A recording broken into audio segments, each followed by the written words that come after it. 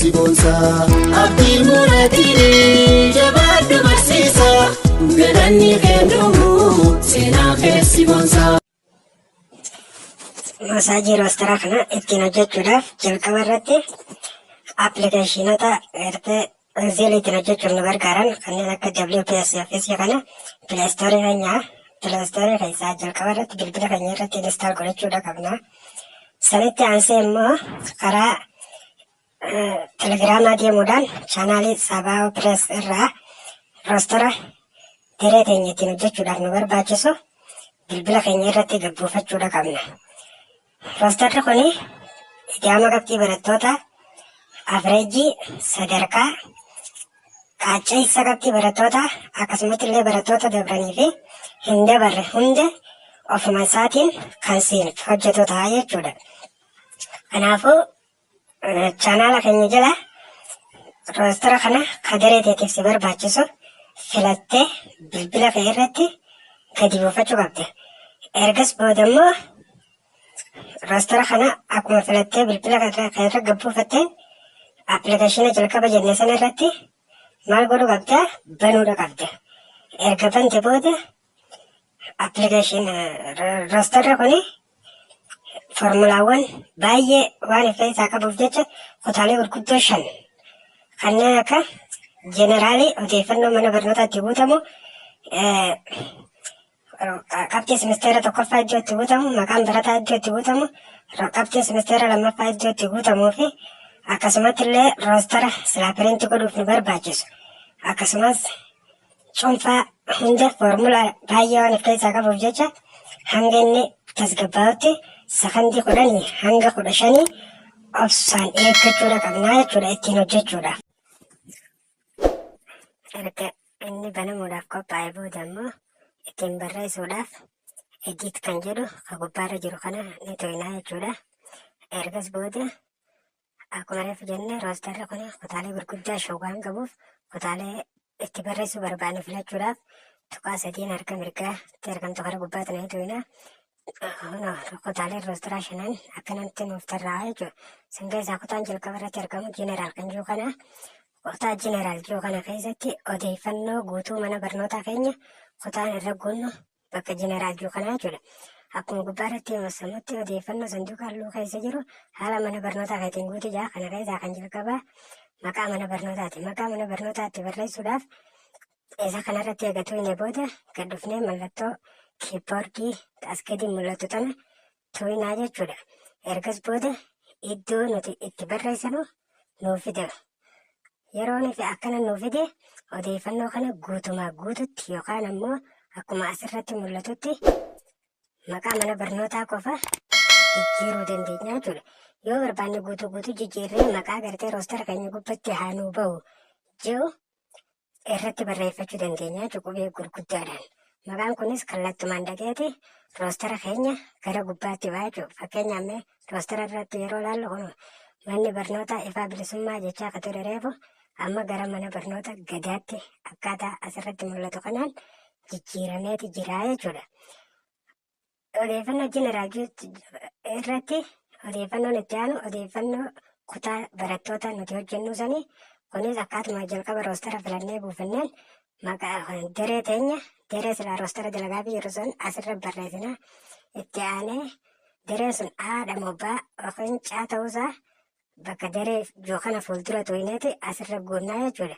Kan itti aanee jiru immoo maqaa barsiisaati.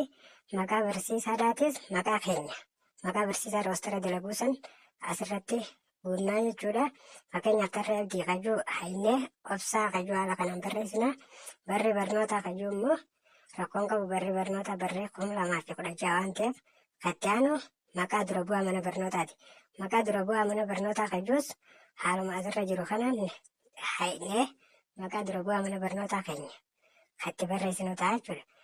Odeeffannoo kana ganaa bakka biraa tokkolletti barreessuun nun barbaachisu. Asuma irratti xumurree jechuudha. Fakkeenyaaf mee roostara kanarra dhaynee karaa gadii kana dhaynee ilaallu. Maqaan barsiisaa kareefu tarree abdii jechaa ture amma gara obsaatti jijjiiramee jira.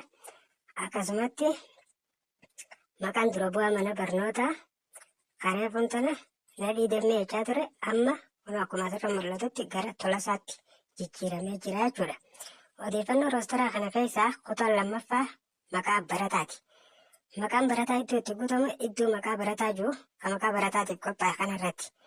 Maqaan barattootaa kunis haaluma asirratti mul'atuun maqaa guutuu barataa kajuu jalatti maqaa guutuu barataa hanga kaahayyuu ni barreessina. Saala kajuu jalatti immoo saala barattootaa kutaa takka hanga 8 yoo ta'e dhiiraaf dhii dhalaaf immoo dhaa jennee barreessina. Yoo haala kanaan guutuu baanne qaaceessa qabxii barattootaa seeraan nuuf hin hojjetu jechuudha. Inumaa hin hojjetu qaaceessa qabxii barattootaa.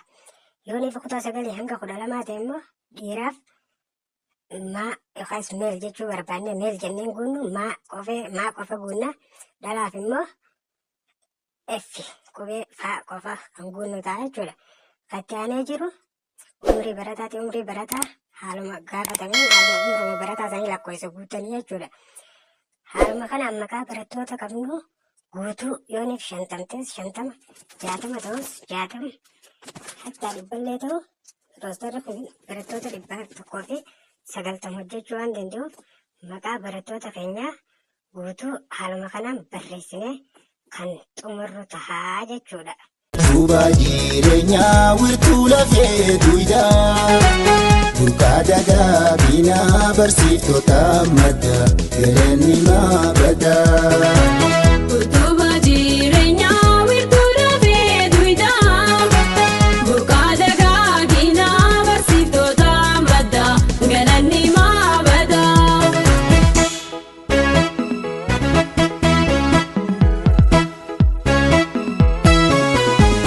Rooba jaamaa keessaas baadiyyaa magaalaa Isaanii barnootaan ijoollee tajaajila Haniif hin eelanne sammuu daa'immanii Firiilee beekumsaa keessa unquranii ayaadaalchiisanii.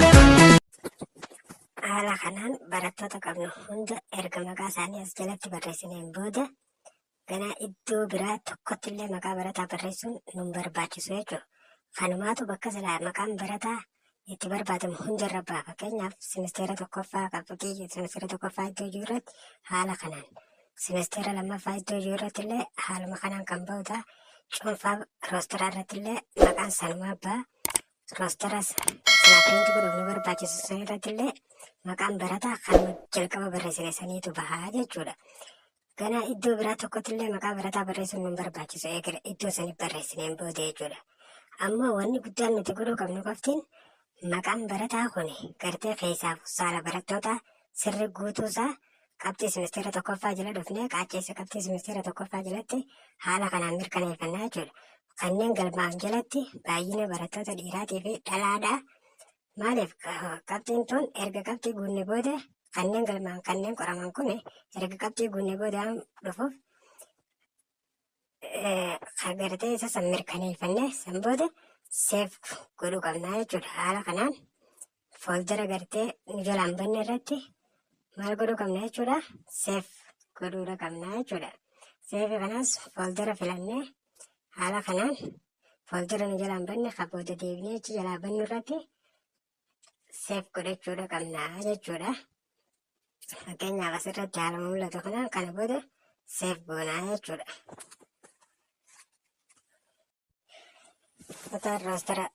Kutaan sadaffaa roostera kanaa iddoo qabxiin barataa itti guutamu kana yoo ta'u, kunis simisteera tokkoffaa fi simisteera lammaffaa jedhamuudhaan bakka lamatti kan qoodamu ta'a jechuudha. Qabxii barataa kana guutuudhaaf jalqaba irratti akkuma gartee akaakuu gosa barnootaa barsiisaa barsiisu irraa qabxii 100 irraa fudhanneen duuda maqaa barataatiin gosa barnootaa jala dhaynee akkuma asirratti mul'atu kanatti qabxii barsiisaan nu dabarsiisan tokko tokkoon kan guutaa deemnu ta'a jechuudha. Kanaas barattoota qabnu hunda tokkorraa kaasee barattoota qabnu yoo barataa 50 dalaynees haaluma asirratti mul'atu kanaan kan guutaa deemnu ta'a jechuudha. Barataa hin qoramne immoo kan mana barnootaa keessan kan barachaa hin bahin jechuudha. Barataa hin baratin qabxii hin guunnu. Maaliif qaaceessa qabxii barattootaa yeroo hojjetu barataa hin qoramne kajuu suni barataa barachaa hin bahin yookaas ka harcee kana waan ta'eef barataa barachaa hin beekan kana kan yookaas qormaata hin qoramin kana boodaa isaa banuma dhiifnaa jechuudha. Bakka silaa qabxiin isaa itti guutamtu sun banaa dhiifneeti irra dabarra. Yoo haala kanaan guutaa deemne qaaceessa qabxii barattoota sirritti kan nuuf hojjetu ta'a jechuudha. Gosa barnootaa qabnu hundaa'u haaluma kanaan kan guunnu ta'a. Erga gosa barnootaa hundi guunnee xumurree booda karaa gubbaa irratti seef godhuudha qabna. Qabxiin kun akkana jalaan banne jan ka jiru cinaa ka jiru kana harka tooynee seef godhuudha qabna. Erga seef goone booda akkuma nuti qabxii guunneen ida'ama qabxii barattoota avreejii fi sadarkaa kan ifumaan nuuf hojjetu ta'a jechuudha. Asitti waan akka guutuun nu barbaachisu. Itti dabalee qaaceessa qabxii barattootaa irratti hundi ifumaan hojjeta.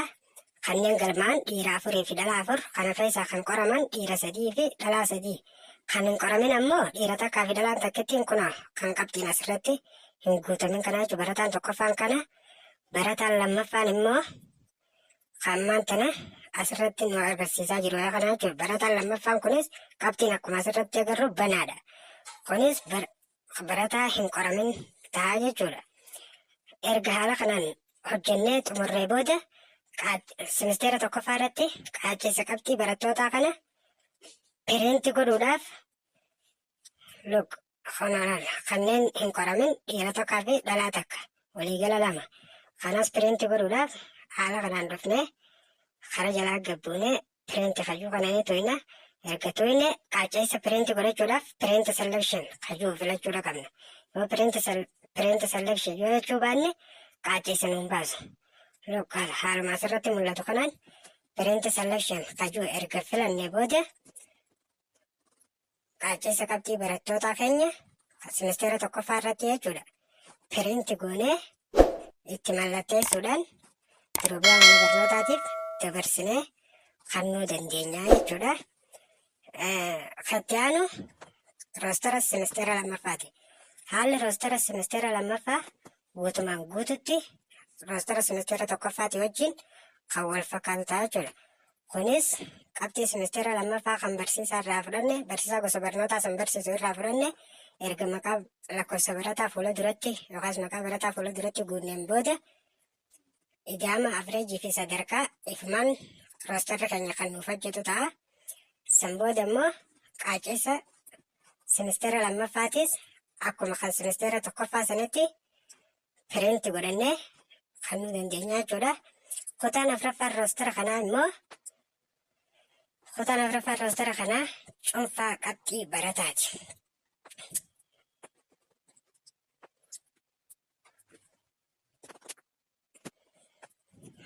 Cuunfaan qabxii barataa kun immoo cuunfaa qabxii barataa jechuun ida'ama avreejii simisteera tokkoffaatii fi simisteera lammaffaa walitti ida'uudhaan argama. Asirratti waa takka hojjechuun isin hin barbaachisu kana roostarri ifumaan hojjeta. Haala asirratti mul'atu kanaan asirratti waa takka illee barreessuun nu hin barbaachisu. Kutaan 5ffaa fi inni dhumaa immoo roostara kajuu asilaa piriinti goonee tokko waajjiratti galee tokko immoo mana barnootaatti hafu kana jechuudha. Kana asirratti haaluma mul'atu kanaan asirratti illee waa takka barreessuun nu hin barbaachisu. Yaadillee roostarri keenya ifumaan nu hojjeta. Barataan yoo dhiiratee darbe dhalaa yoo taate immoo darbite kan hin darbine kufee jira. Asirratti haalli sii ta'uu didee waan tokko jijjiiruu yoo feete paaswordii gara mirgaatti as siquudhaan kan argattu ta'a jechuudha. Paaswordii kana itti naqxee waan siin taane san yookaas yaada ofii ta'e itti naquu feete san kan jijjiiruu dandeessu ta'a jechuudha. Roostara kana immoo erga akkana goonee booda piriinti godhachuu qabna. Piriinti godhuudhaafis immoo pireeviyuu kan juukaa gubbaarra jiru kana ni tuyna. Kanaas haala asirratti mul'atu kanaan barataan kun torbaan qindaa'ee waan jiruuf roostara keenya barattoota hanga dalayne guutumaa guututti piriinti godhachuu dandeenya jechuudha. Erga piriinti godhanne booda itti mallatteessinee dura bu'aa mana barnootaatiif dabarsinee kan laannu ta'a. Haaluma kanaan walumaa galatti roostarri barattootaa kan hojjetamu ta'a jechuudha. Hordoftoota dhageeffattoota keenya daawwattoota keenya YouTube chaanaalii keenya like, share, subscribe gochuu hin dagatinaa. Yaada yoo qabaattan ammoo jeneraalii jalatti deebi'uudhaan kontaaktii as kajuu tuquudhaan yaada nuuf maachuu dandeessan isiniin jenna galatooma.